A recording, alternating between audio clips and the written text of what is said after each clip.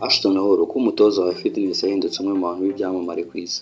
Ese ni gute umusore wari usanzwe ukunda gukora siporo mu buryo buri aho bworoheje yaje guhinduka akaba umwe mu bantu bakurikirwa cyane ku mbuga nkoranyambaga ku isi? Ni iki gituma se ubundi amashusho ye cyangwa se amavideo ashyira ku mbuga nkoranyambaga arebwa n'abantu barenga amamiliyoni mu gihe gitoya? Kuki abantu benshi bavuga ko Ashton Hall ari urugero rwiza rw'umuntu ushaka gutsinda cyangwa kugera ku ntego ze mu buzima akaba successful? Uyu munsi tugiye kurebera hamwe amateka ndetse n'ibigwi bya Ashton Hall, urugendo rwe rwo kwiyubaka, uburyo yubatse izina ndetse n'amasomo akomeye abantu benshi bamwigiraho. Ese Ashton Hall ni muntu ki? Ashton Hall ni umunyamerika uzwi cyane nk'umutoza wa fitness, akaba n'umuremyi w'imirimo ku mbuga nkoranyambaga wazwi ku izina ry'aba content creator, ndetse akaba n'ukora ishoramari. Ibi byose akaba bifatanya. Yamenyekanye cyane kubera amashusho agaragaza imyitozo ngororamubiri, gahunda ye ya buri munsi ndetse n'uburyo bwo kubaho ubuzima bufite discipline n'intego. Nubwo akunzwe n'abantu benshi ku isi, Ashton Hall ni umwe mu byamamare bidakunda gushyira hanze amakuru menshi ku buzima bwe bwite.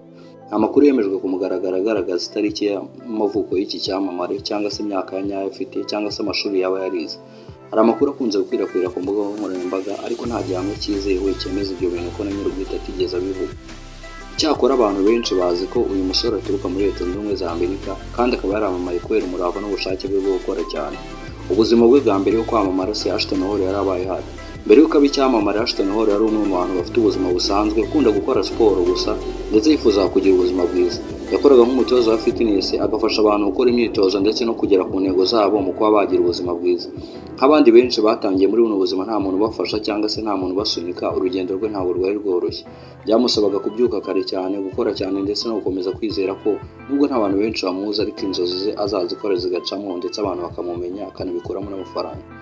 Yabonye ko abantu benshi mu isi bashaka gukora kandi bakeneye no gutsinda, ariko abantu benshi babura inzira zibasha zabageza ku byo bifuza. Ibi byamuteye gutangira gusangiza ubunararibonye bw'abantu. Intangiriro ku mbuga nkoranyambaga, Ashton Hall yatangiye gushyira amashusho ku mbuga nkoranyambaga agaragaza imyitozo ye, uburyo ategura umunsi we ndetse n'uburyo akoresha igihe cyiwe neza. Mu ntangiriro amashusho ye ntiyigeze arebwa n'abantu benshi, ariko ntiyacitse intege, yakomeje gukora akizera ko ejo cyangwa ejo bundi bitarebwa uyu munsi ejo bizabona ababiguyeho. Gukora imirimo ye ya buri munsi akajya afata amavideo akayashyiraho, yizeraga ko umunsi umwe azabona abantu cyangwa se ibintu akora bizajyayo bikarebwa n'abantu, akabona ko byibura bizagira agaciro ndetse abantu bakabona ko ashoboye. Buhoro buhoro abantu batangiye kugenda bakunda ubutumwa bwe, bamubonaga nk'umuntu ufite discipline ndetse ushishikajwe no gukora cyane. Bamubonaga nk'umuntu ufite discipline ndetse unashishikajwe no gukora cyane. Icyatumye rero Ashton Hall atandukana n'abandi b'icyo gihe cyangwa abakireta cyangwa se abantu bahanga ibintu byo kuri internet ni umwihariko we. Mu gihe abandi benshi bakoraga amashusho asanzwe, Ashton Hall we yahisemo kwerekana imibereho irangwa na gahunda ihamye. Yerekanaga ko kubyuka kare cyane mu gitondo, ugakora siporo, ugategura intego z'umunsi ndetse no gukora ibikorwa bifasha umuntu. Ibyo ari bimwe mu bintu bishobora kubera umuntu inkingi z'iterambere mu kuba yatera imbere buri munsi.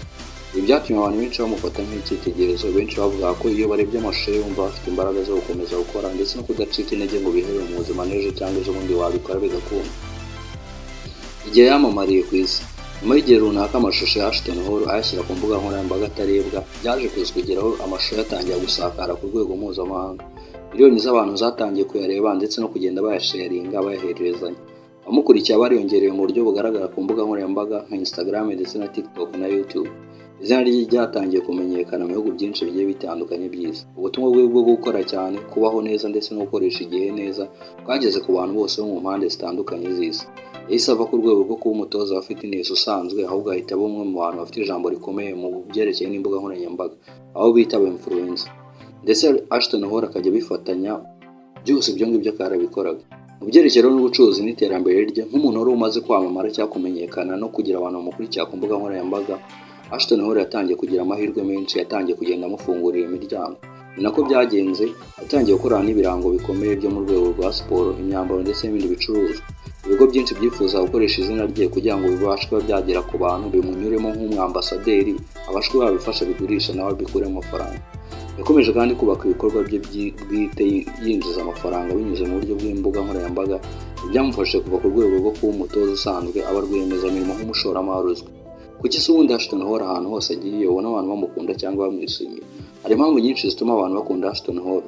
Impamvu ya mbere ni discipline ye. Abantu batangazwa n'uburyo uyu musore akunda kubahiriza gahunda ze. Icya kabiri ni ubutumwa bwiwe. Ashton Hall ni umwe mu bantu bakunda kwibutsa abantu ko gutsinda bisaba gukora cyane ndetse no kudacika intege. Icya gatatu, atanga urugero rwiza, ntavuga gusa adakora, ahubwo abikora nawe abyereka abantu. Amasomo abantu bamwigiraho, inkuru ya Ashton Hall ni imwe mu masomo atanga amasomo ku bantu ku buryo bw'uko yigisha ko gutsinda bidakorwa umunsi umwe ngo bihite bikunda. Intambwe imwe nirwo rugendo ejo cyangwa ejo bundi akabikora. Buri ntsinzi yose itangira ku ntambwe imwe ntoya umuntu umwe agenda atera buri munsi, yigisha ko kandi umuntu ashobora gutangira hasi ejo akaba yagera kure, ndetse akabwira abantu ko igihe no gukora ufite intego ari bimwe mu bintu bigufasha kuba wagera kure. Anigisha ko gukoresha igihe neza no kugira gahunda bifasha umuntu ndetse mu buzima bwe bwa buri munsi.